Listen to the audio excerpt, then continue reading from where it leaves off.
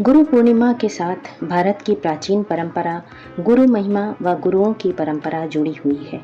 कह नहीं सकते कि अपने देश में गुरु पूर्णिमा कब से मनाई जा रही है, लेकिन यह सच है कि भारत की संस्कृति जितनी प्राचीन है, गुरु परंपरा, गुरु का ज्ञान, गुरु की महिमा भी उतनी ही प्राचीन है। गुरु पूर्णिमा को महर्षि व्यास की स्मृति में व्यास पूर्णिमा के रूप में मनाया जाता है।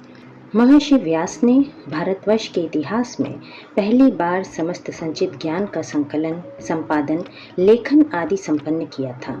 इस तरह उन्होंने भारत को समृद्ध साहित्य, समृद्ध विचार, समृद्ध ज्ञान का भंडार दिया। उस ज्ञान को पीढ़ी दर पीढ़ी प्रसारित करने का कार्य गुरु परंपरा ने किया। गुरु परंपरा ने भारत को सद्विचार दिए, सुविचार दिए, सद्ज्ञान दिया, जीवन जीना सिखाया। जैसे एक सांचा होता है और उससे अनेक ढांचे ढल जाते हैं। अगर सही सांचा हो तो कच्ची मिट्टी उसमें आकार प्रकार पाती है। गुरु का जीवन भी वैसा ही एक सांचा होता है जिसमें अनेक आकार प्रकार गढ़े जाते हैं।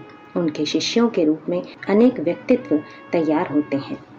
संबंधों की जब हम बात करते हैं कि संसार में संबंध कैसे होते हैं, तो कुछ संबंध शरीर से जन्म लेते हैं, जैसे माता पिता का संबंध, भाई बहन का संबंध। कुछ संबंध होते हैं जो भावनाओं से जन्म लेते हैं, जैसे पति पत्नी का संबंध, मित्र का संबंध। इन संबंधों का आधार भावना है।